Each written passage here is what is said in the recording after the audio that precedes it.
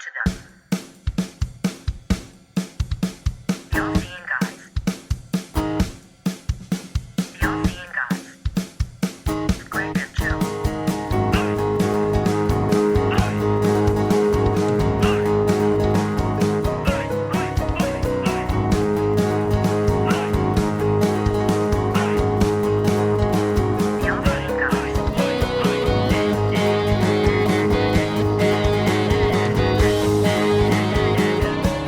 All-Seeing Guys.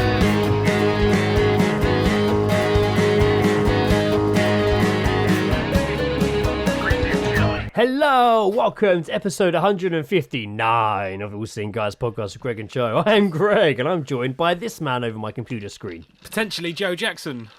Potentially, he's a Joe Jackson. He has the potential to be a Joe Jackson. I am one of a few Joe Jacksons, but I'm the least famous. It's true. Maybe not. I'm You not might have saying a there's high- like me, there's that baseball player, there's that singer, and that's it. There's other, and Michael Jackson's dad. There's others. I reckon there's less famous. Like I reckon you might have a higher Google ranking Do you reckon? than other Joe Jacksons because your name you're gonna have a better SEO because your name's on the internet hundreds of times because of every podcast episode. There is that also. You know? Yeah, I think Like- I feel like I could definitely do like a Dave Gorman show, but Joe Jackson. Easily, Jackson. no worry. I could definitely fire 50 Joe Jacksons. Yeah. Oh, you froze for a second then.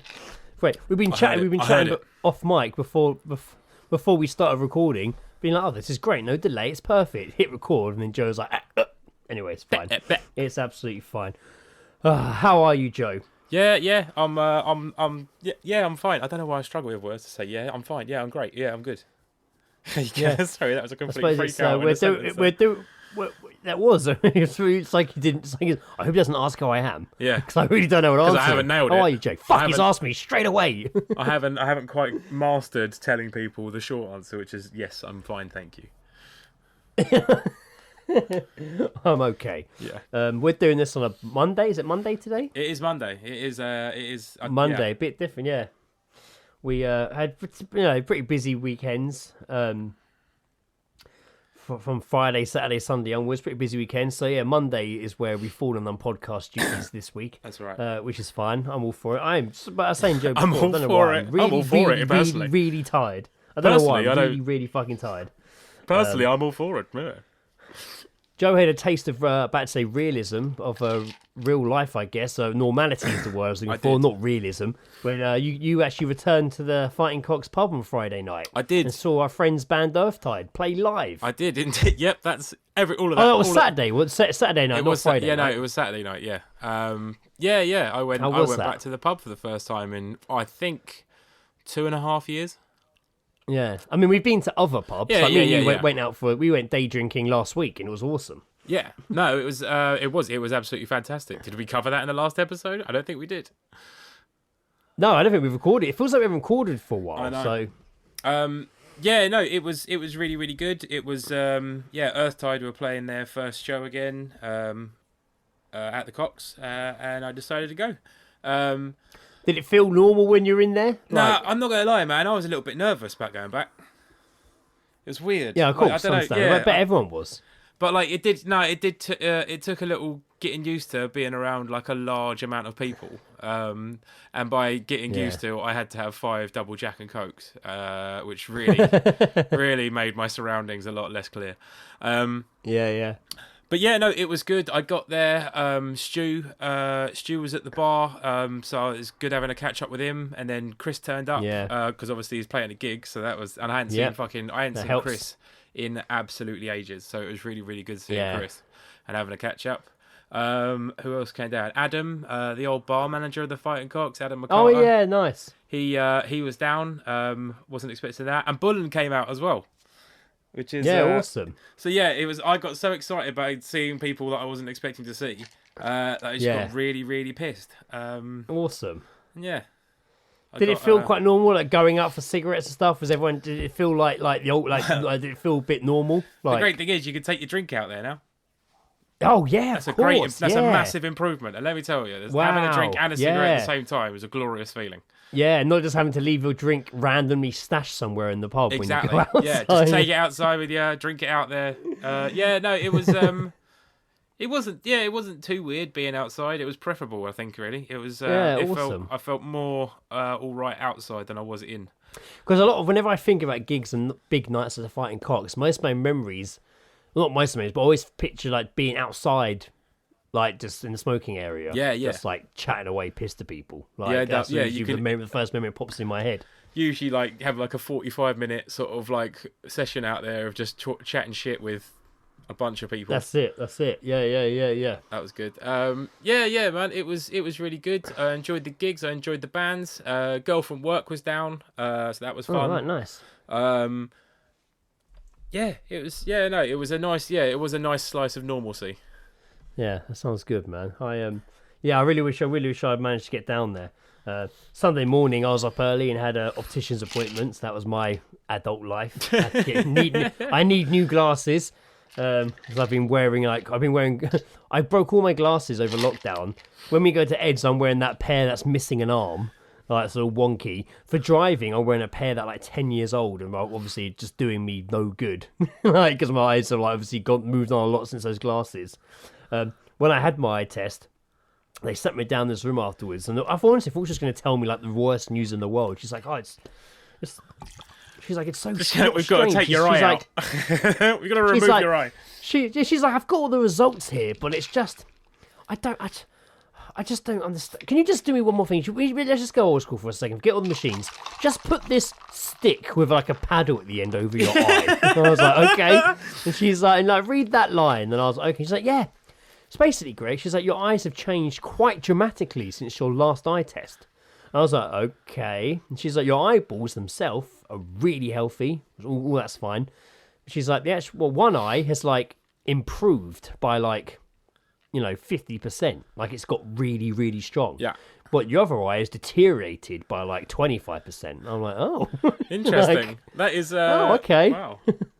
So she was like, it's quite an unusual prescription. I was like, oh, okay. Like, she's like, maybe you've got to look at how you're looking at your computer. You need to make sure you're looking at it face on. And I'm like, yeah, no, I do. Like, yeah, I don't know what to say. It's probably anyway, you holding that fucking lightsaber to your face for too long. Probably. All my extras arrived for my lightsaber today, so I've been working on that. It looks completely different now. I've been playing with lightsabers last week, but if you see me on Instagram, you don't need to tell you about it. But yeah, so I got my new I've ordered my new glasses. I'll pick them up when I get back from holiday in a couple of weeks, and I'll have a new glasses, so I don't have to wear broken ones and look like an idiot anymore. Yeah, I can actually wear glasses with two arms on them. Hopefully, I don't sit on them. I mean, because that's why I broke all my glasses, falling asleep on the sofa during lockdown. Oh, mate. And waking up having crushed them during the like. I remember I don't often see or like notice the missing arm on your glasses. I'm just sort of, I think because I usually sit on the other side of you, so I don't notice it. And then I'll see it, and I'm just like, oh, Greg's glasses are still broken. Oh, okay. Yeah. Yep. There's no point fixing them because I need new pairs because I know these glasses are old. I need new glasses. So fucking. There you go. That was my exciting weekend. There was an interaction at work today that was very, very strange. I have a strange interaction, right? Yes, so tell me. I'm doing like ticket changes on the shop floor, and then we got this guy called Josh who works with us. He's like a part-time lad, and he was just like, Joe, could you just come to this hills and help me for a minute? And I see him, and he's got something in his hand, and then I get closer, and he's got two things in his hand, and he just like, so I get there, I was like, you're right, mate, and he turns to me, it was just like, he just shows me what he's holding, and one of the things was a laminated card that's just, and this is what it said on it. Hello there. I'm a deaf mute. The only voices I hear are that of my dead relatives. Wow. And then it was just, and then in his other hand was like a card, and on one side it said like hello with a monkey, and then on the other side it was the sign language alphabet, like from A to Z. Right. And then the rest of his laminated card was just like any contributions, would be very much grateful. And he was selling these cards. And the first thing I did to him was like, after I read his card, I just sort of looked at him and just gave him a thumbs up. Did he come? So he came into the shop. Yeah. He was just standing at the till, and he just handed this over to my colleague. And and then I then read it a second time. Realised what the card was saying, because I first of all just got really stuck on that first bit where the only voices he heard were that of his dead relatives. That really Josh all the meantime was just like, Joe, I don't know what to do. I was like, are you one of his dead relatives? Neither do fucking I right now. And then I read it a second time, and it was like, we could say what we want. This guy couldn't hear us. But like, did he legitimately look and sound? He did not even respond to the thumbs up. I'm starting to think that's not part of the sign language. Right. Right. So yeah, and I just went no. Like with the hands, just like no, just in case he couldn't read lips. So no, and then he took it back and just walked off. It was really bizarre. Did he give you a card that said "fuck you"? Like... get fucked, you insensitive cunt. And I was like,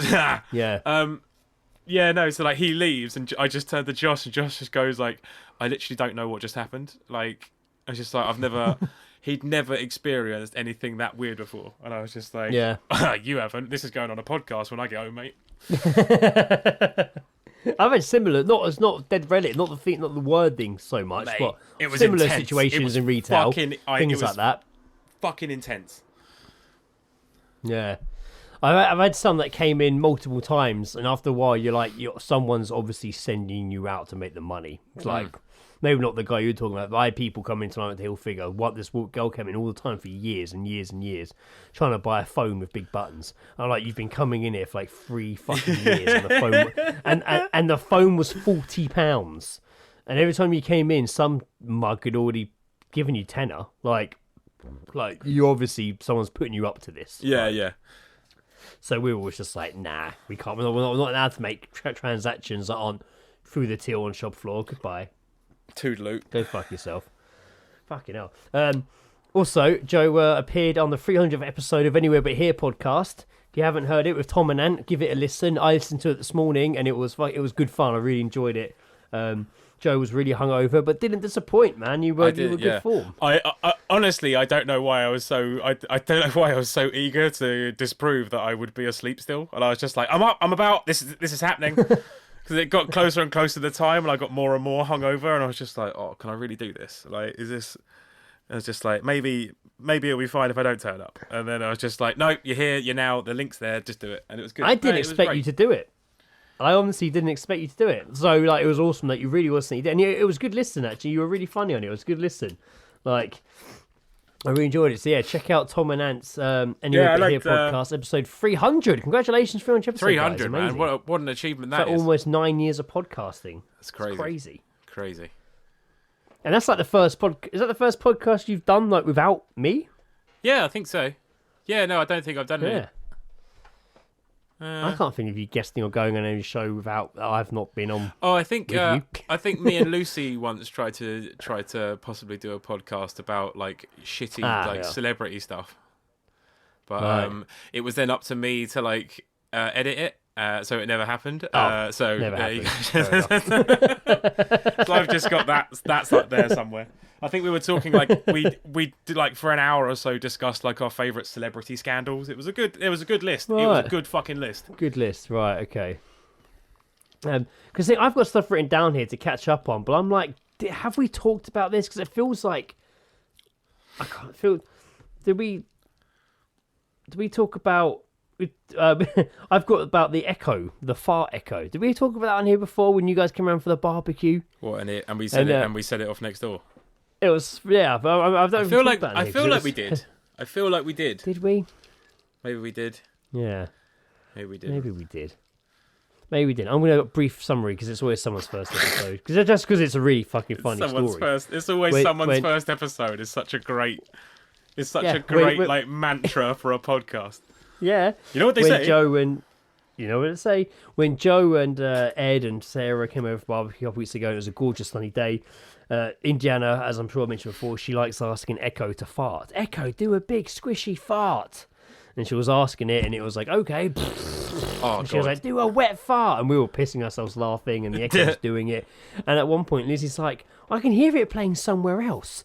And then we just hear next door just be like, Echo, stop! Stop! And they're slamming all their windows. Oh, it's good though. It was so good. Stop it! Stop it! Oh my god. So fucking I was funny. like, oh, and I was like, I thought to myself, I was like, next time I see them, I'm going to apologise. But I haven't seen them since I'd seen them like to say sorry. We made all your echoes. Nah, but it's been too long now, man. Now it's been too long yeah, for sure. Yeah. Like, if you said anything now, they'd just be like, "What are you on about?" Now it's been too long, but that was fucking well funny. If you'd seen one of them next day, then I could understand you apologising. Anything after that is of course, unnecessary. Yeah. That was really, really. I was proper fucking. I was like, even that night, I was like, it kept remembering it and fucking giggling to myself like a little fucking girl. It's so good. My mum said it the other day. She was over at her friend's house, and there's always at least one that's sort of like some of her friends that are not aware of the echo fart thing. So they decided to so she got in and was telling the story of it, and while she's just like, so there we were, echo fart. All of a sudden her echo goes off, starts fucking farting and shit, and it's just like, see, is that like, oh mate, it was great. I like to think that, Amazon or whatever are just like, oh, God, we've really done well making these echoes. They're really going to change the world. And they check what's like the analytics. What's like the most requested thing?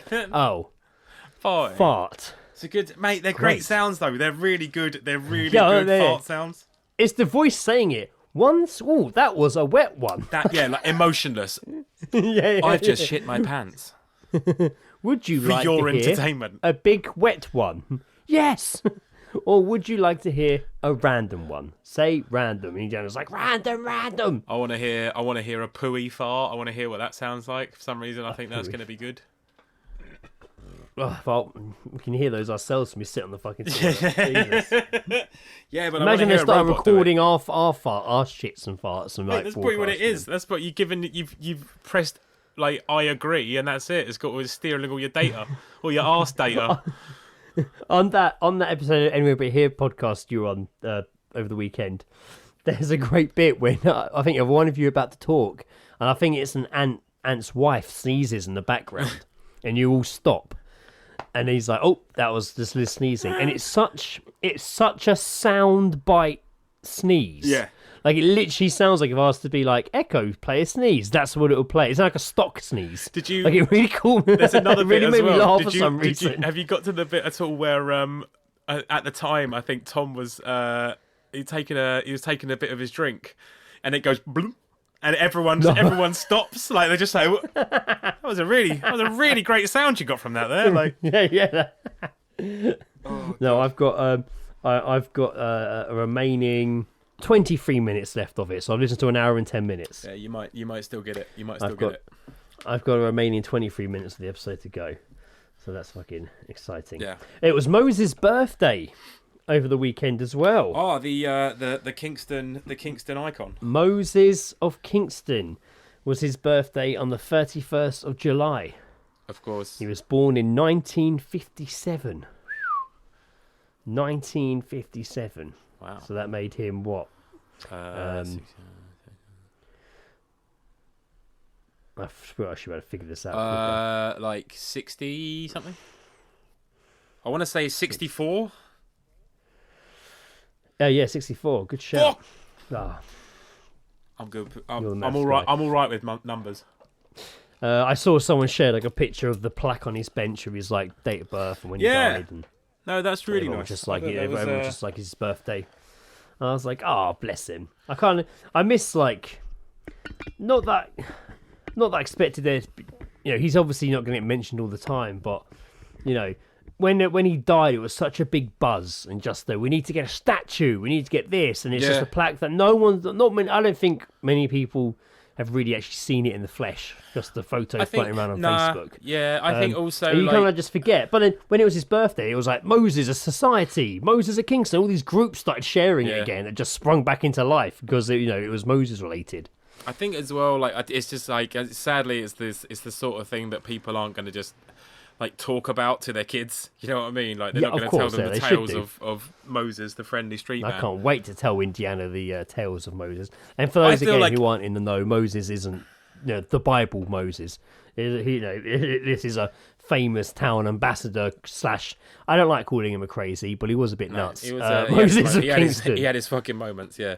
It'd be a good. I think he'd be good, like a good children's book character that should be like. I think that'd be a good way to like set him in stone. You know, that would be his statue. We'll make him a children's. Today book he's wearing a skateboard.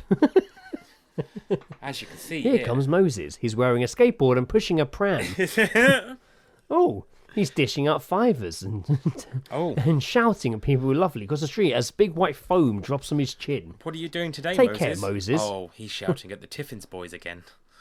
Good Tiffin boys, good Tiffin boys. Cowboys. Love it. Again, I even though I was warned not to do it, I couldn't resist, and I did watch Space Jam 2. Well, I didn't get that warning. Where was that warning? Was it at the start of the film? My brother warned me. Oh, okay. Jason messaged me being like, "It's so bad," and he's telling me why it was bad, and I was like, "You're making me kind of want to watch it," and he's like, "It's not even like watchable. Good It's not bad. even. Yeah, no, it's not even like it's so bad you'll laugh." But that made me want to watch it more. Spoilers, so probably skip the next minute if you don't want to hear spoilers for Space Jam 2. If you care about Space Jam 2, don't listen to the next 6-7 minutes. First of all, it annoyed me that it wasn't really a sequel. It is a sequel, but it's not a sequel. Because in this universe, Space Jam was a film. So it's not a continuation of the same story. It's not at all. It's almost a reboot in its own way. Like, in fact, it is. It's a flat-out reboot that gives a... Because they don't acknowledge it at all, apart from, like, seeing Space Jam, the movie, in a list of films Warner Brothers have made. Like, in the film. I mean, it's already off to a weird start. But because it's all about the serververse, it's all set in Warner Brothers' server in their computer room. So every character they've ever had in any of their films exists in this serververse. So in that respect, the monsters from Space Jam are in it, sort of. They're like watching the game at one point and like, ooh, that's it. They're not really in it. They're just watching the game in Space Jam 2.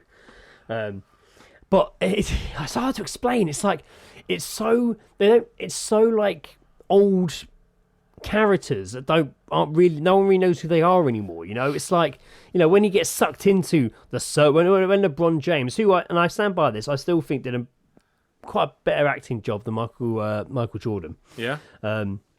I thought so. He did. Some people aren't going to like that. Some people aren't going to like it. No. I'm not saying it's not a better film, but he didn't have to do much. He kind of just grunts a lot, and he says, "What the?" a lot. What the? Yeah. What the? Like, he delivers a few good what the's. That's my catchphrase. What the?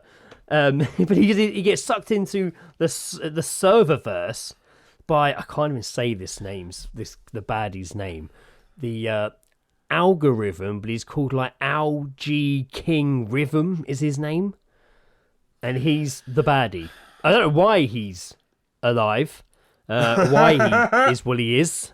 Like, I don't know why he decides to kidnap LeBron's son, who's trying to make a basketball game, and he kidnaps LeBron's son, and then makes his game a reality in the serververse, and then LeBron James sucks in. He's like, we're gonna fight each other in your kid's game for some reason. Okay, fine. It's weird. Go pick a team.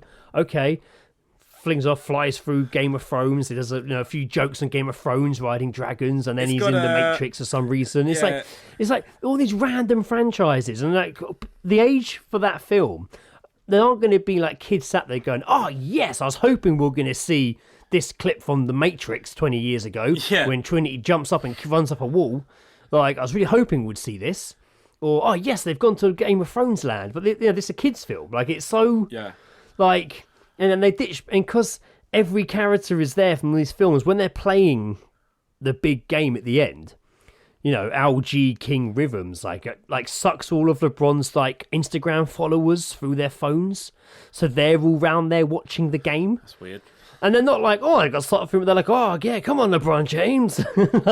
You can do it. And then on the other side of the pitch, of the court, all the characters from Warner Bros. Films arrive. But you can tell they really try to Ready Player One it. Yeah. They really your description try. is giving off that vibe, yeah.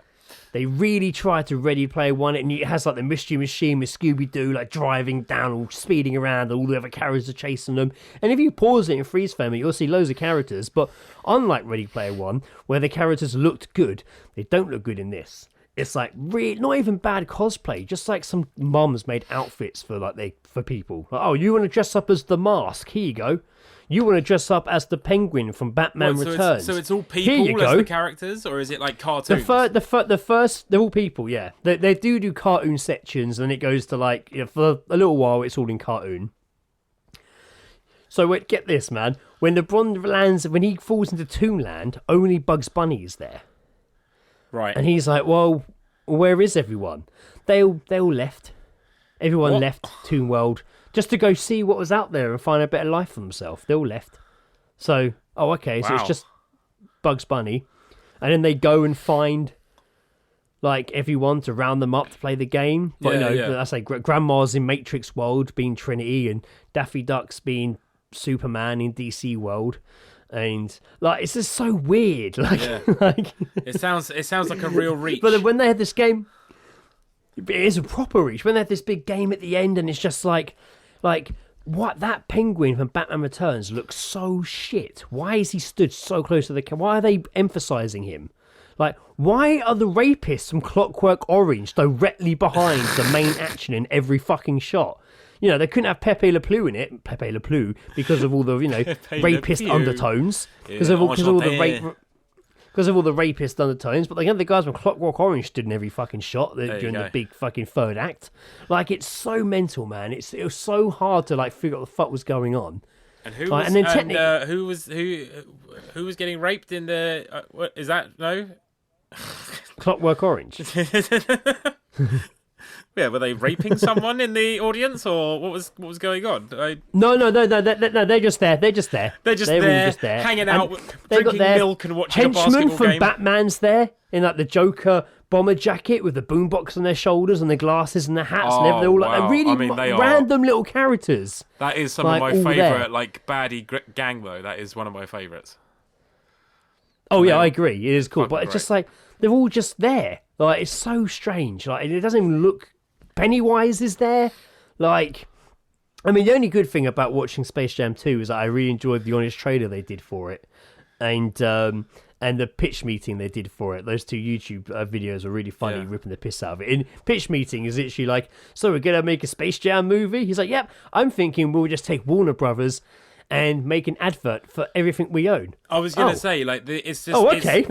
It just feels like when the way you describe it, it just sounds like Disney are flexing on how much stuff they fucking own. But it's not Disney. It's Warner Brothers. Oh, sorry. Yeah, sorry. Warner Brothers is what I meant. Sorry. No, it's it's a weird move. Disney could flex big now because they own so fucking much. Star Wars, fucking Marvel, all of Fox. Man, they could deliver so much more. A better audience than fucking. You just have the cast of Friends Clockwork Orange rapists.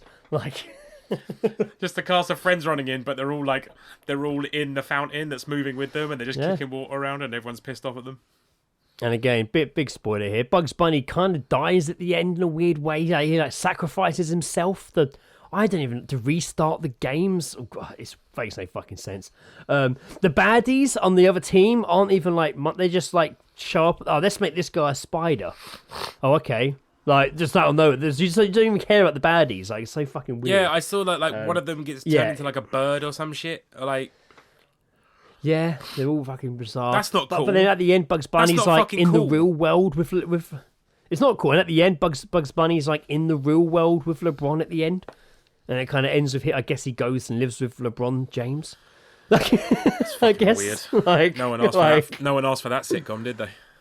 I mean, it's definitely one of those films that at some point you'll probably catch somewhere, or your YouTube bits out of it. You probably should though. So I'm quite interested to hear your thoughts on certain scenes, bits of it. It just, even though I know I'm too old now, and the first one had that magic of just being what it was, Yeah, it was great. Whereas this one doesn't. And Indiana, she sat and watched it with me. She was like, "Oh wow!" when she saw the Mystery Machine from Scooby-Doo. Yeah. But then, after a big scene of that speeding around corners and driving down towards the court, then it's just parked in the background for the rest of the third act. It's just she's like, oh, I can kind of see it over there. Like, she kind of was more that distracted her so much. Scooby-Doo's in it, and then he's not. Like, oh, okay. I just sit here then. Yeah, fucking. I'll just go fuck myself. And the soundtrack fucking sucked balls, man. Like, I bet the it wasn't soundtrack good. was so nothing stood out.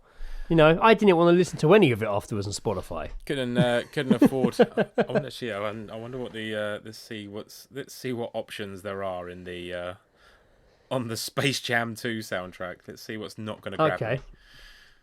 Well, probably none of it. Everyone kept going and like, I think the Space Jam soundtrack for the original. Okay, we have got a bit of R. Kelly for the original, which is quite controversial. But I believe I can fly. Okay. I'm just gonna read out some of these.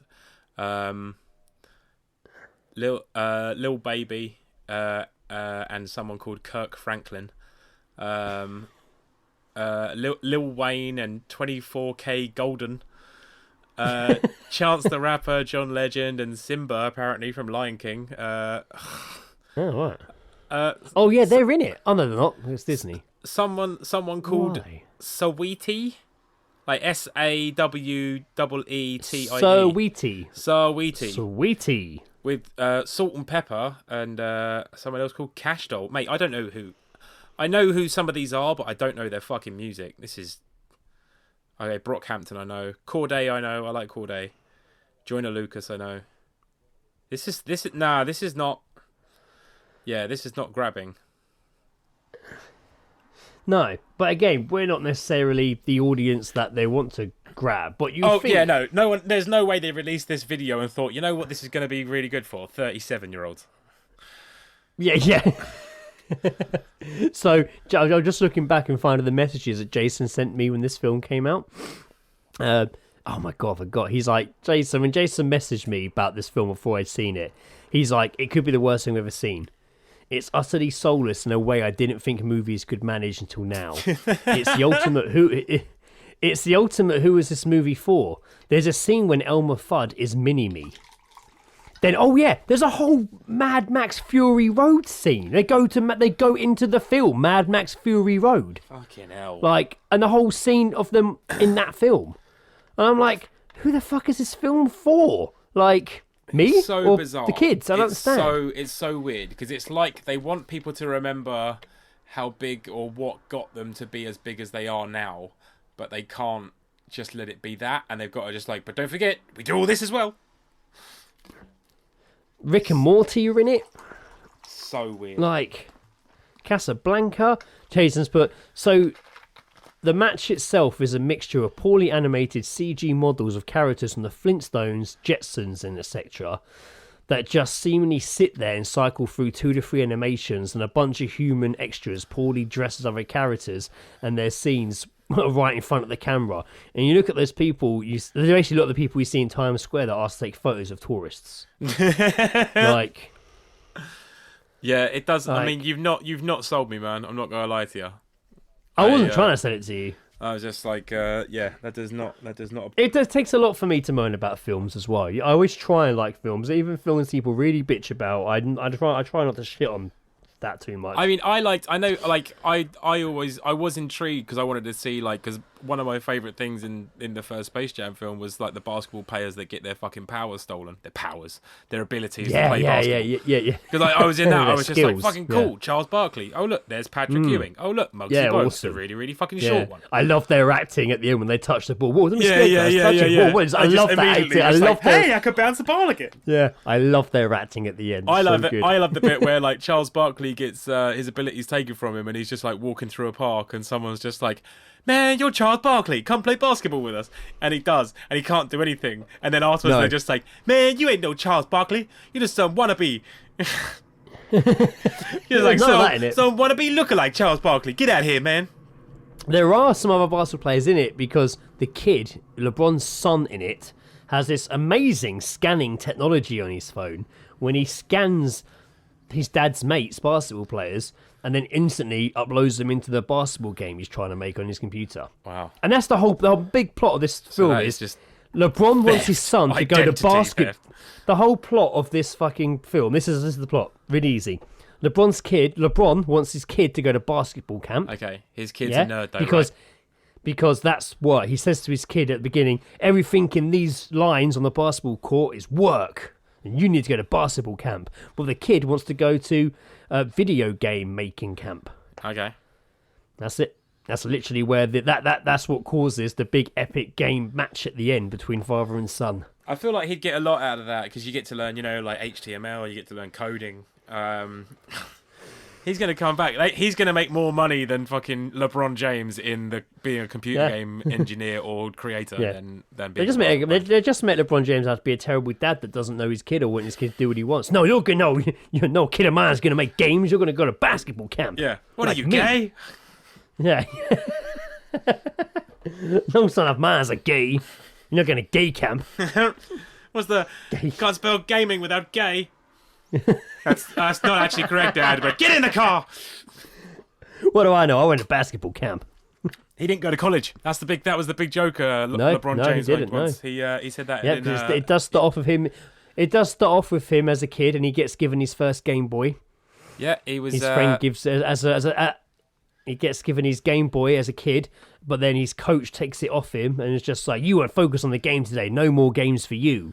And that's the lesson he learned. That playing games makes you not want to play basketball anymore. He's one. LeBron James is like one of a very few who go straight from high school to the NBA. I think like the only other people, the only one of the ones I'm aware of are like Kobe Bryant, Kevin Garnett. And there is a shot of Kobe in the opening titles, man. It's pretty sad. There is a shot of him in the opening titles. Like they do show a shot of like. I watched a compilation of like people finding out, like people like doing live streams and shit or whatever, and like people them like finding out that like Kobe's. And it's fucking sad, dude. Like, 'cause it's just. I bet. They're like, Jesus. There's me watching people reacting to Luke Skywalker showing up in showing up in fucking old now, showing up in Mandalorian, and then Joe's watching people finding out about the tragedy death of real life people. I know, yeah. I'm crying. Oh my god, it's so beautiful. Luke's back.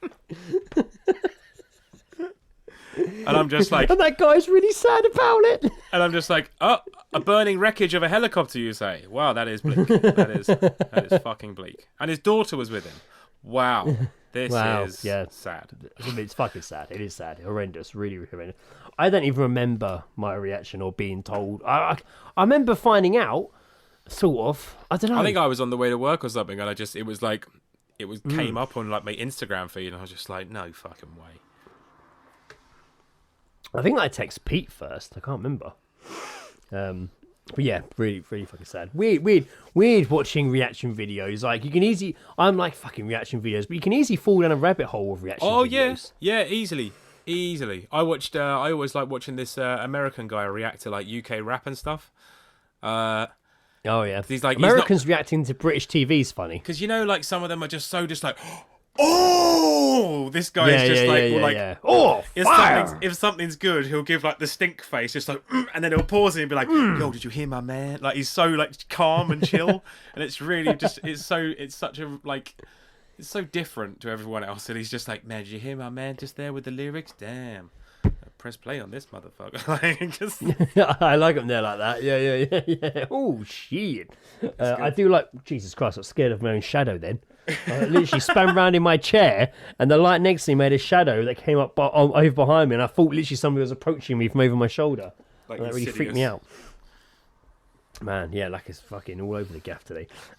Yeah, I like watching... I think Americans are always very big, always very fat, reacting to like British sitcom TV is always really funny. In-betweeners and stuff. Oh, Bottom's always a good one when they watch Bottom. Oh, yeah. Like, and for them, it's so ridiculous because they're saying words that are funny to them. Like it's not even just the silly slapstick violence. Yeah, it's like the words they say and the fact Rick Mel's underpants are sticking halfway up his belly. Like they find that shit hilarious. And like the punching and like the slapstick element of violence and stuff like that as well. Like.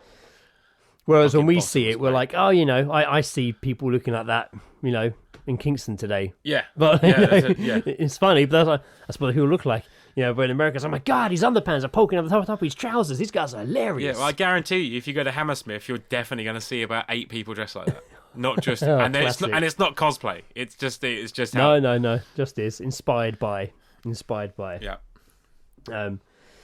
Sorry if I bored everyone with my spoileristic bitching about. No, I think I think it's a very honest review. You just you watched it, you're confused, and that's as far as you're going to go with it. Lee sent me something the other day. I'm thinking, seeing how far we've come into the episode already, I'm thinking I might mix it up this week and maybe end with finish with Geezedropping. I'm down with that. I'm absolutely on board with that. We will do another wankety wank. I'm potentially on holiday end of this week for like a week. We'll do it in a couple of episodes' time. So yeah, hopefully. Yeah, we'll do it. Yeah, Joe, we'll do it in a couple of episodes' time. Hopefully, we'll be able to meet up and record at some point soon as well. Because it's always more fun doing it in person. Next time, I think I'm just going to find like some dialogue from like a Japanese film. That'd be hard to do. Yeah, it'd be very racist. It'd be really, it sounds like a terrible idea, doesn't it? It does sound like a terrible idea. I did like you. I did like Geezedrop being you explaining Geezedropping, wankety wank on the Anywhere But Here podcast. Oh yeah. That was funny. I enjoyed that. Was really good. And you did say, and you were saying, I don't know if it would work. When you were saying about bolognese, spaghetti bolognese recipe, I was like, oh, we could do wankety wank with recipes, but I was like, actually, it probably wouldn't work that well. When was I talking about bolognese? I can't even remember what I talked about. Because you were talking about what shows up on Porn MD. Oh right? Yeah. Just every now and again, you just get like a random, like a search that doesn't belong on a porn site. Foot Detective's still the best one I ever saw on there. What was it? Foot Detective. Foot Detective is still the best one I ever saw on there. Oh dear. Right, where's the one that Lee sent me? I thought I'd saved it to my phone, but obviously I've left it in the message. Yeah, Lee sent me a screenshot of something the other day and was just like, this has fucking podcast written all over it. And I have seen the story popping up here and there. So it was, hi, wondered if you can help me. This weekend, the husband left our conservatory door open. See, annoyingly, I can't quite see some bits at the beginning because where we screenshot it, like the icon in the corner of like whatever Snapchat or Instagram this is, it's like covering up sections of it. Yeah. Hi, spotted. Hi, wonder if anyone can help me. Right. Over the weekend, my husband left our conservatory door open after I'd gone to bed and he'd forgot to close it. Sunday morning, 5 a.m.-ish, my little girl goes downstairs to watch TV. Instead of waking us up, but immediately he comes back upstairs saying there's a man downstairs talking to himself. I thought it was just her imagination. Half asleep, I told her to go back to bed, and I go back to bed. Anyway, I go down to make a cup of tea and make breakfast around 7. Turns out, there is a man talking to himself downstairs. I immediately call my husband, who wakes him. He was obviously asleep talking to himself, this guy. I call my hubby downstairs, who wakes him. We couldn't really get much out of him other than sorry, but we think he's called Ethan from what he told us. My husband ushered him out. We quickly found out he had defecated inside our kettle as well.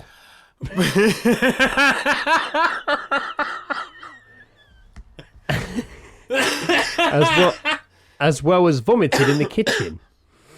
Has anyone else had a similar break-in or know whereabouts this man / or recognise him? Our initial thought was perhaps he was homeless seeking shelter, but the damage to our property suggests he was just drunk. Any thoughts? Here are some pics because they're saved from Snapchat. You can't see much in here, Joe, but there is a picture of the shit in the kettle. Jesus Christ. And yeah, there's vomit on the floor as well, yeah. There's the man asleep on the sofa who was talking to himself. Oh, that is weird. What a roller coaster. Yeah. Somewhere else on Snapchat is a video of Ethan being like, "Okay, you're not going to believe this." They seem so surprised, like then they seem so calm almost. It reads very calm. Mental. It reads very calm. Then we found out he defecated in the kettle. Yeah. Like it reads really calmly, rather than oh my god, if I went upstairs and there was a man on my sofa, I'd freak the fuck out. That's fucking crazy. Probably call the police before I woke him up. That's fucking weird. That's so... Lizzie, take in Gianna and lock yourself in the bedroom. you're just like, hello. And shitting in, how do you even shit in the kettle? Like, because you must have taken it off the side and put it on the floor and squatted over it rather than climbing up onto the counter. I can just about shit in a toilet, not by saying like I miss. I don't. I'm not as often as you are. So yeah, a kettle just seems complete. Greg Often Armstrong. Joe potentially Jackson and Greg Often Armstrong. Greg Often Armstrong is a great. Greg Often Armstrong is a great name.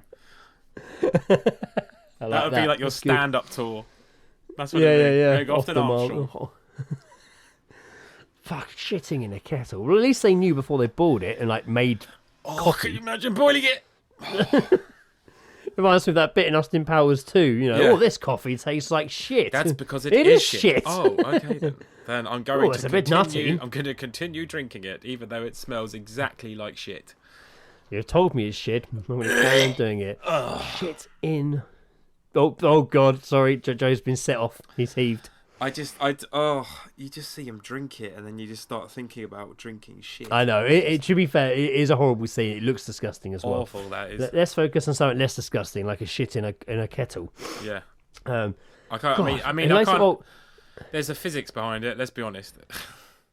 Yeah, there is a physics behind it. It's just the thought process of like, obviously he's in a kitchen somewhere, and is he just like, I need a shite, but this is clearly not my house. I don't know why he's Scottish all of a sudden.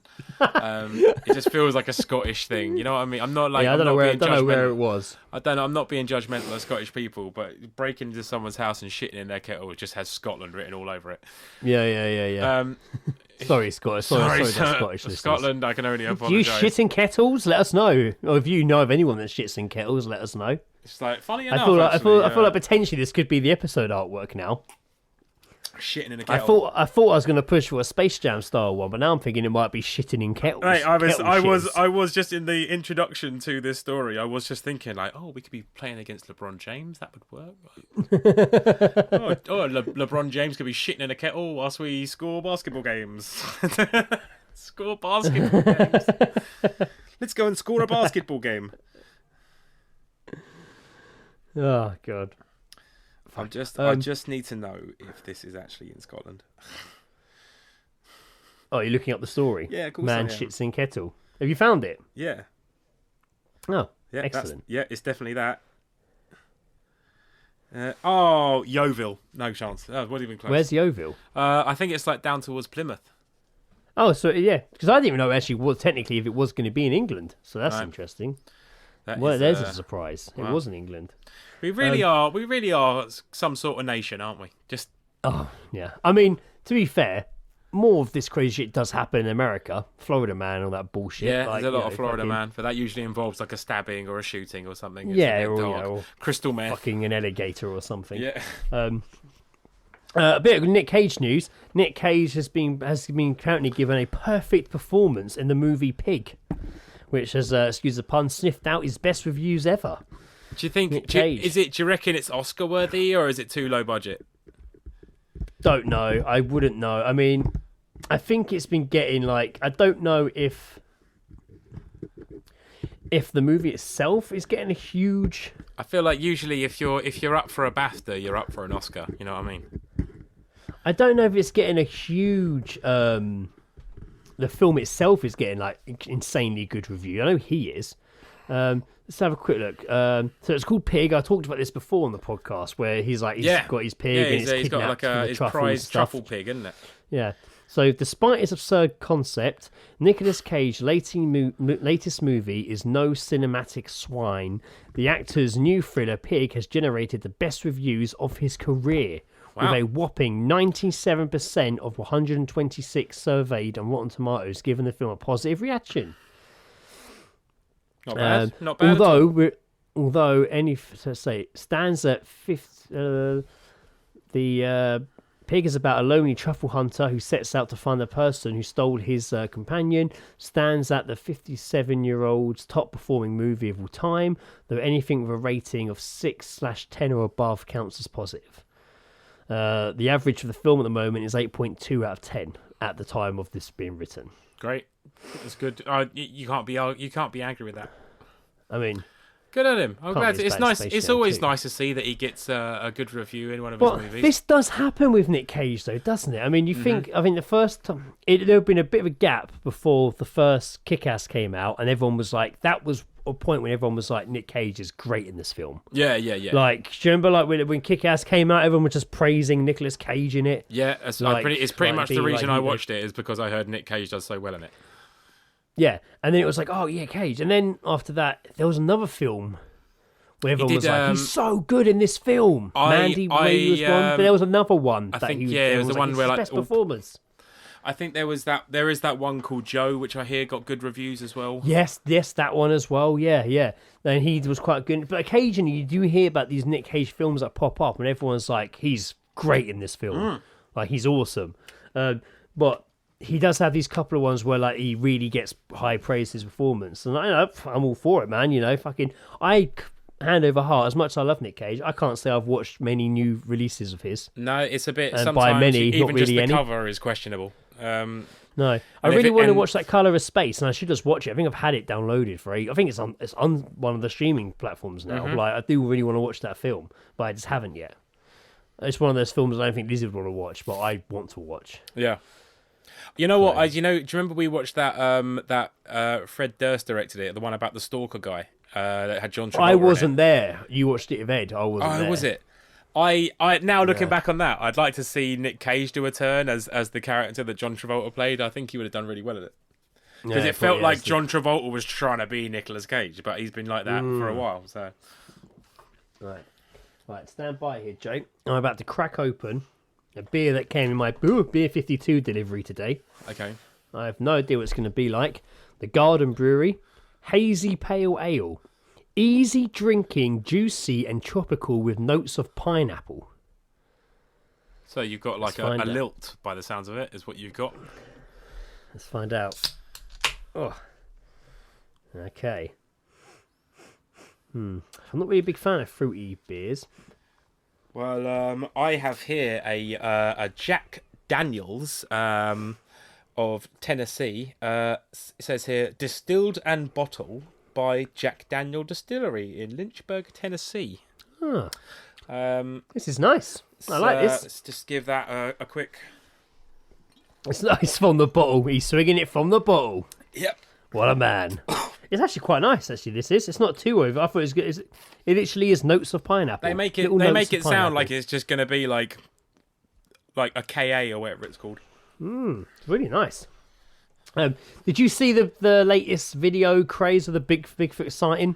No. That came out in the last couple of weeks. A Bigfoot sighting, sorry. Fans are convinced it's the real deal, but it's a weird one because he's carrying like a baby. Or like Harambe. He's like, if you're not seeing it, he wades through the river to the other side. Like, it's a bit blurry, I can't lie. It's a really short video, but he like walks. He's like wading through. It looks like he's holding like a child. I'm gonna have to see this quickly. Sorry, this might. You should do. I'm surprised you hadn't. TikTok, to be fair, I'm surprised you hadn't because we talked about Bigfoot before. Bigfoot fans are convinced that the latest sighting of the myth is the real deal. The Sasquatch was reportedly spotted in Michigan, and images online showed a blurred brown figure wading through the Cass River. Since the footage has been shared, theorists are sharing their thoughts on whether it could be real or it could be legit. One viewer commented, "Watch how it's walking. Very intriguing. Could be real." Another added, "Wow, it's amazing. What else could it be? But it still needs clarity. It does look like it has something that it's carrying, but hard to tell for sure." Bigfoot has eluded man for centuries, only to cross a river right in front of a guy in a canoe, a YouTuber remarked. Wow. Have you found the video? No. Unfortunately, my choice to search for this sort of thing was TikTok, so obviously there's just a load of bullshit on there. Oh, right. Doesn't look... none of this looks real. I think it's it's on YouTube. This doesn't look real at all. Yep, that's Bigfoot. He's got a crossbow. That's not real at all. No. And all it's brought up is every single one apart from apparently the one that you're mentioning. I'm not saying this is Bigfoot. I'm not saying it isn't. As he talked through who's this guy talking? Kyle Shaw, one of the channel's investigators. So what did this appear on? The video was originally shared on the Rocky Mountain Sasquatch Organization YouTube page that has now racked up over 165,000 views. Cole Shaw, one of the channel's investigators, dubbed the footage just incredible and is convinced the creature is even carrying an infant. I'm not saying this is Bigfoot. I'm not saying it isn't. I'm saying he has talked through the finding. This is obviously a shot with a cell phone at an 800 x 656 resolution. It's 30 frames per second. It isn't the greatest footage. It's all we have to go on. So you be the judge and what you think it is. We're living in a time of like 4K and GoPros, and this is like what? I know, like this is. A lot is going on in this, and it says to me something moving through the river, pushing a wake. It appears to be carrying an infant. The infant's head is behind the mother or father. It must be lying on the left shoulder and kind of in the back. You can also see the torso, the leg, and the foot of a baby. It's just incredible. Wow. I'm surprised you haven't seen, because I've seen it everywhere. No, I completely missed this. I always want to believe this shit, but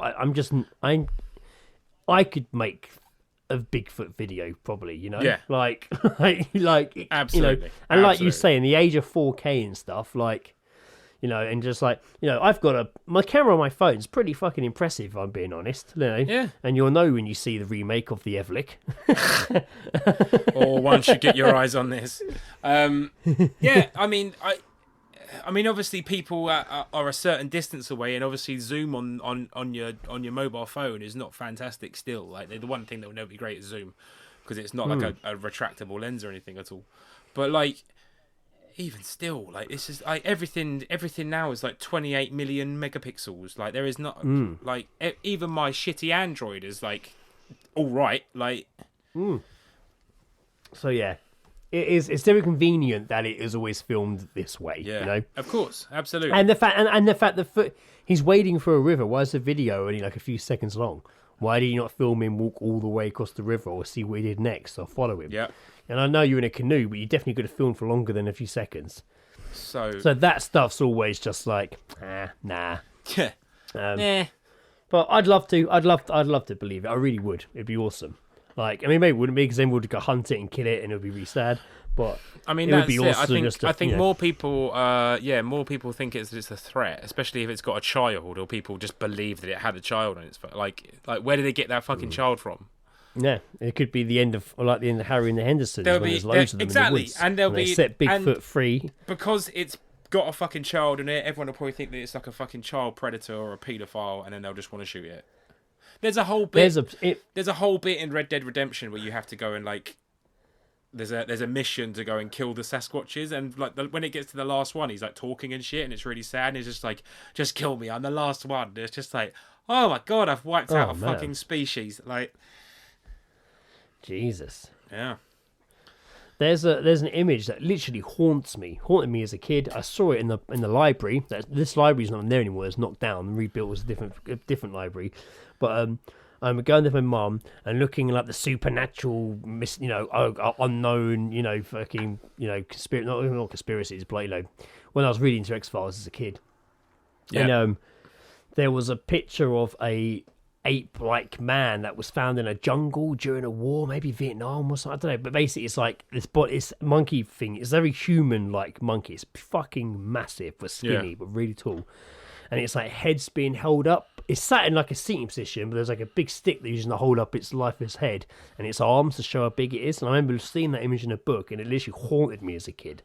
Yeah. And I can still see it clear as day now. I've never even gone to look it up again. Like, that's it. That's just in my head. And whenever I think about things like Bigfoot and stuff, that's the image that pops in my head. Yeah. And I'm just like, it's so dark, because that's what would happen. Just like... I feel like things like that, but more like in like films. Like, I remember, like, weirdly enough as well, like Jaws Revenge, like the fourth Jaws film. Is that the third or the fourth one? The fourth. I said the fourth one. Oh right, yeah. So I was it the third or the fourth one? I thought it was the third one. The one that's got Michael Caine in it when they all go to Jamaica. Oh right. Yeah. So like, but like in that film, they used like so many times. They used that sort of camera sinking into the water shit, and like I hate that. It just fills me with dread. Like that sort of like deep water shit. Really fucking. I hate it. Like. So have you seen the video of that swimming pool in Dubai? The world's deepest swimming pool in Dubai. Have you seen that? I can't. It just looks like a normal swimming pool, and they put it underneath, and it's just like a. It's good. There's like cars and shit in there, and it's like almost like a parking lot.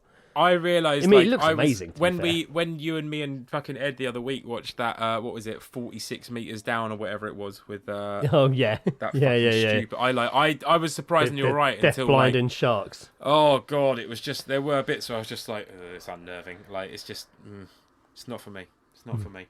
But yeah, I remember fucking bits in like Jaws. They just fucking do that horrible like dive camera fucking shot, and it goes underwater, and you don't know what's down there. It's just Yeah, fair enough. I mean, it is also it's the unknown, isn't it? Like stepping into the dark unknown in the ocean. It's fucking gross. It's disgusting. There was another quick story I wanted to mention before we move on to Geezedropping, which I found quite interesting. And maybe I didn't actually read the full story, so maybe it's not that interesting. Well, thousands of pigeons vanish in mid-race in Bermuda Triangle style mystery. So, did you ever do at school?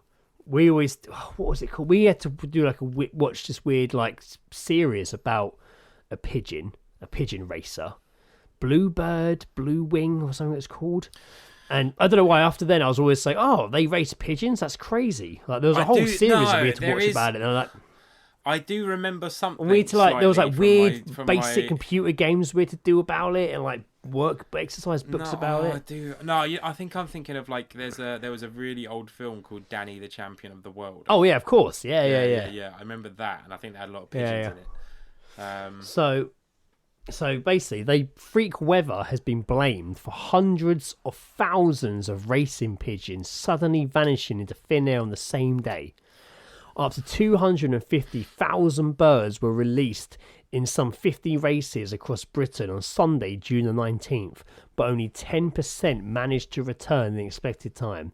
Thousands are still missing. Some have been subsequently spotted as far away as Holland and Mallorca.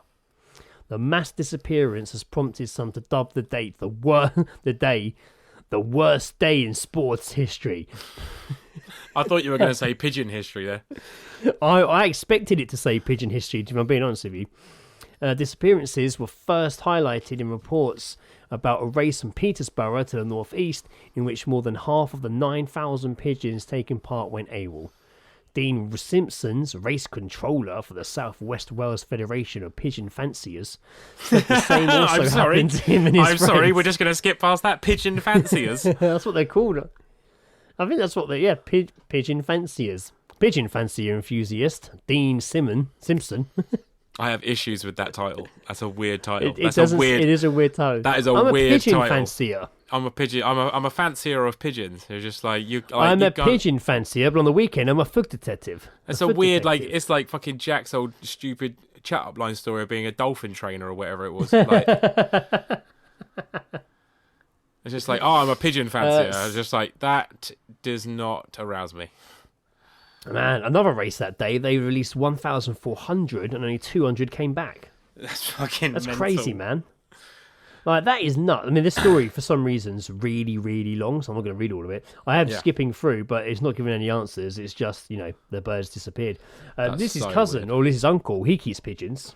I don't think he races them, but he keeps them, which is funny when you go around there, because Liz is terrified of pigeons. And then there's a shed full of pigeons all on the roof of the house, and I like to have a look. I think it's quite interesting. Yeah, of course. Yeah, I think that's quite interesting to, have a small army of fucking ornithological... I remember being Hastings as a kid, stopping at Folkestone, that's where they released the pigeons for the big race. I remember seeing them be released once we were driving through and seeing hundreds fly over. It was awesome. Release the pigeons! Shitting everywhere. Now release the pigeon fanciers to chase them. Gonna get you. That's all I'm imagining. It's just like 100 blokes all just going like, "Oh, where are they? Oh, I can't believe we're doing this." Oh, don't defecate on me and in my kettle. Like playing kiss chase with a bunch of pigeons. Oh, big old kiss on the bill. It's a weird event. I'm not going to lie to you.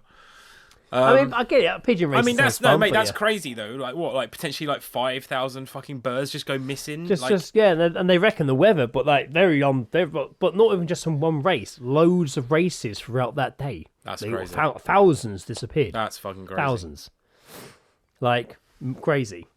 I reckon some sort of shift in the in the gravitational field. Really? I reckon. I just think it's a The change moon. in the pigeon equilibrium. The moon babies. We've been rattling on. I've been very tired and a bit all over the place this podcast, so I do apologise, listeners. So let's try and get a bit of consistency here. I can't even say the word consistency. That's the wrong time to mess up. And wrap up with a bit of... Mix it up and wrap up with a bit of geese dropping. We hear snippets over a conversation and we read them out. Geese dropping.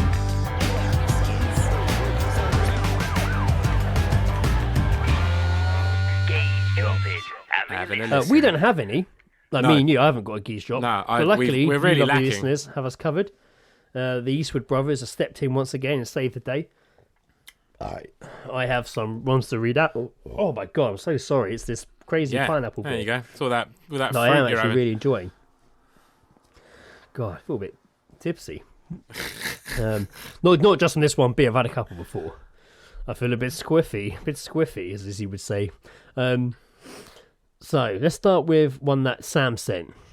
Good old Sam, thanks for getting in touch. Thanks for sending us to the Sam. He saves me a dropping day every time, I must say. Touch. It's literally going to be Sam dropping at some point because you're the one getting out. You're the one going out there and getting them. Although Tom told you a great one on the Anywhere But Here podcast that he'd been sat on for ages. They were very good. And Ant didn't. Ant's still fucking sitting on his. Ant held his in, but Tom said it. So I'm sure if Tom said his on there, he wouldn't mind me repeating it now, would he? No, absolutely. I think go forth and prosper. So Tom heard a geese drop where he heard someone say, "That's not my vomit, mine's pink." Yeah, what the fuck? How long are I you only drink and eat pink stuff? Yeah, that's that fucking, what do you call it, Pepto-Bismol that I've been drinking. Yeah, that's all I live on. That's all I live on. I've had 4 pints of it. No wonder I've been fucking sick. So that's such a classic sign, especially of like old cranky alcoholic detective when they crack open the Yactal Bismol, whatever it's called, and fucking neck a bottle. I also like the idea that they've defended them, so like that's not my sick, and then just that's my sick. That's my sick. Yeah, it's pink, you bastard. Sam. So drunk people on the train on the way home. Woman, God, you stink of beer. Man, it's probably the beer.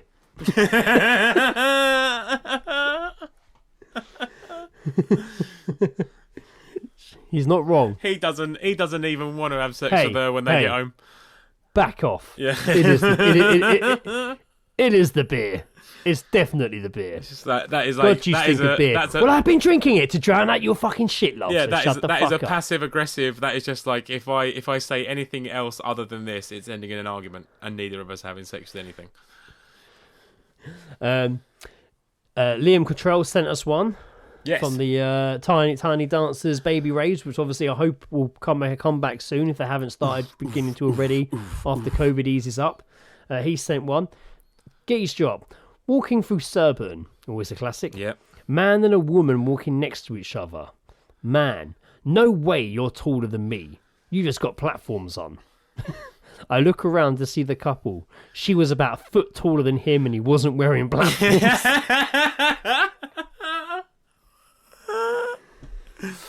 That is how could you be that in denial?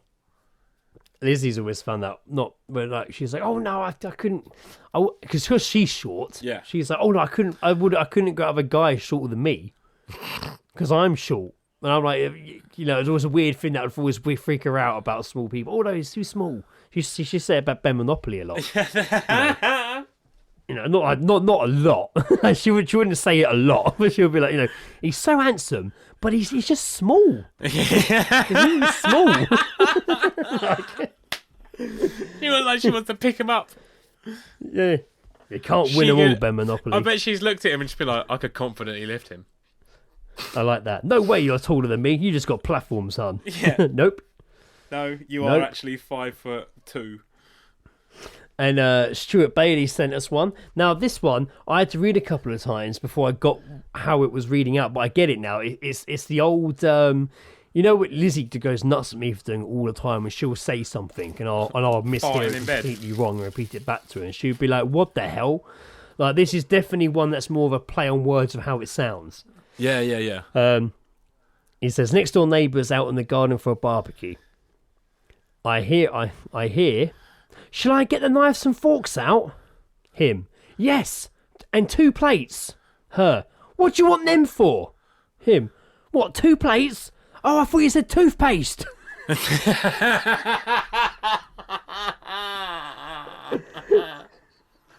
I love it. Love it. Just a classic overheard someone not hearing something correctly. It's a wonderful sort of. Shall I get the knife and forks out? Yes, and toothpaste. And toothpaste, yeah. Fucking genius. That's great. Right, let's really go to good old Gazzy's Wood here, who actually Gaz has sent us. Is this the Gaz one? It is the Gaz one. Has sent us an audio.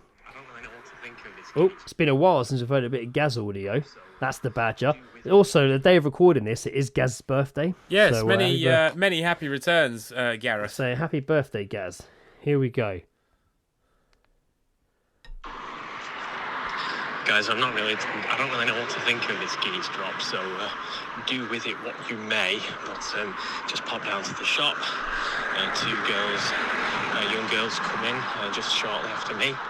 He grabs some things, go up to the counter, and one of them says, "I'm disabled, and it's my birthday." Yep. Don't really know what to do with that one. Discounts. Yeah, kind of flummoxed. After discount, maybe. I'm disabled, and it's my birthday. That's it. I would. Oh man! Apparently, showing no disabilities upon entering. Damn, that's a good one. No, he's a good one. I'm disabled, and it's my birthday. Hey man, try your luck. I mean, we could literally just be laughing at a poor handicapped person who generally was like, "It's my birthday." Then. But we didn't hear the Geezedrop and send it in, so we're just the recipients. We're just just leave us alone. I'm not that bad a person. All right, we have another 2, obviously from Sam. Sam, a written one and an audio one. Let's get the audio one out of the way first. All right. Let's do this fucking audio motherfucker one. Couple of Geezedrops from this weekend, lads. First one is a woman who was on the phone the other day that basically went like this. Right, just slow the fuck down. What the fuck are you trying to tell me? Right, hang on. Right. Amazon are out of stock of tea bags. Right, okay, well, I'll just go to the fucking shop then. Why have you fucking phoned me to tell me that? And the other one was from a very drunk woman wandering around with a friend who presumably was planning a night out, who just said, "Tell her to get rid of the fucking kids and come out. I'll pay for her." For fuck's sake. There was a lot of swearing this week for Geezedrops. There was a lot of swearing. Love it. I love the fact that you just hear that alarm go off constantly in the background while he was recording that. That was great. That was fantastic. What, Amazon have run out of tea bags? Why are you calling me to tell me? Just get rid of your fucking kids and come out. I love one. Get rid of the fucking kids and come out. I'll fucking pay for you. That's someone that's obviously tired of somebody constantly using their kid as an excuse not to go out. Like, fuck your kids. Don't actually do it. Just it's a term. Yeah. I don't think I've ever used Indiana as an excuse not to go out. No. I'm usually just like, nah, I don't want to, or I'm bringing her with me, or I should be fine here. I've left her in the bath with a toaster to play with. She'll be fine. This will go well. She's a smart kid. So you got one more from Sam. I've got the written one. Yeah. Restaurant Geezedrop. Oh yeah.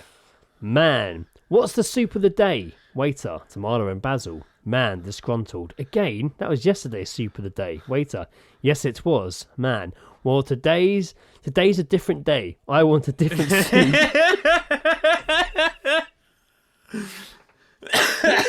And he's right. He's absolutely right to make that request. That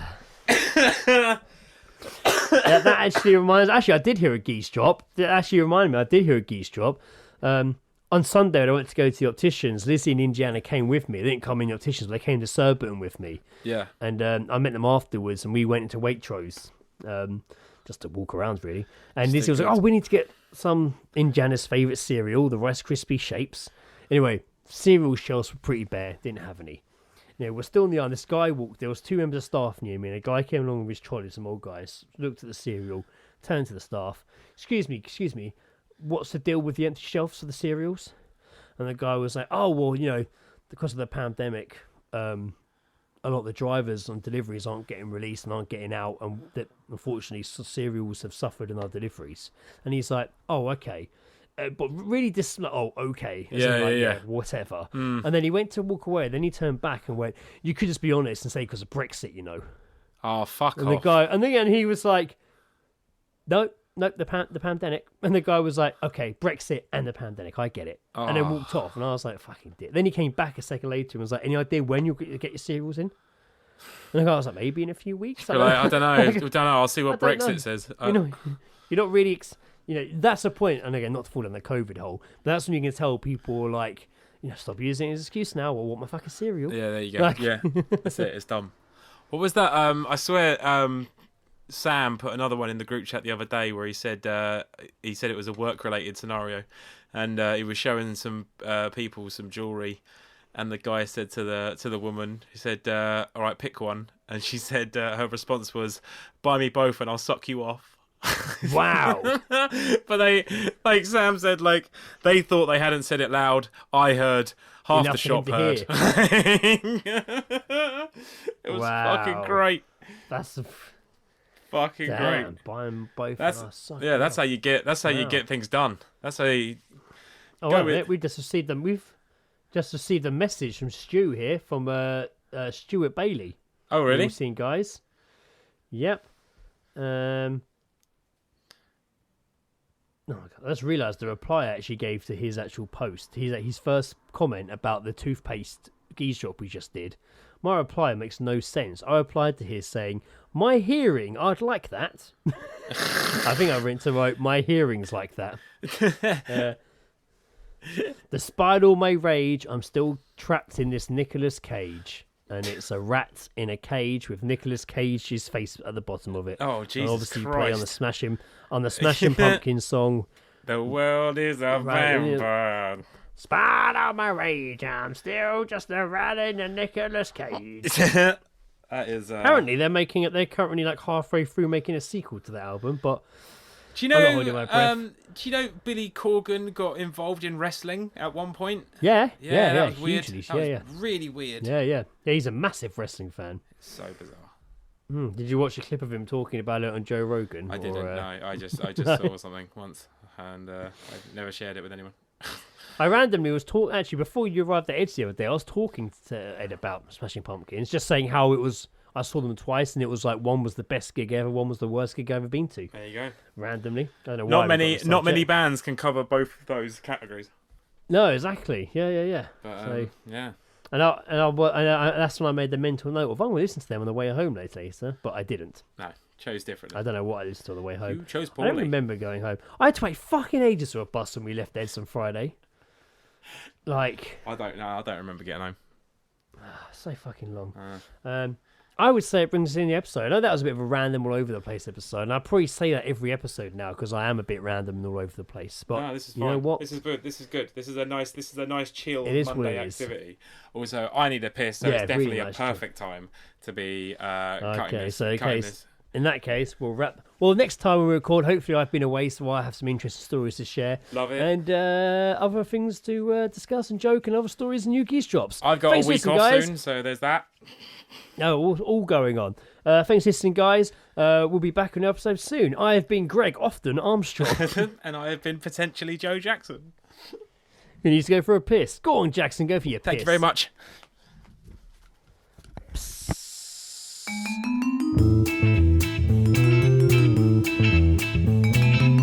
The All Seeing Guys podcast is part of Podnose, the UK's leading independent entertainment podcasting network.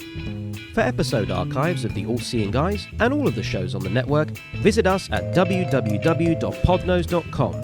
You can also follow us on Twitter via @podnose or send us an email via admin@podnose.com.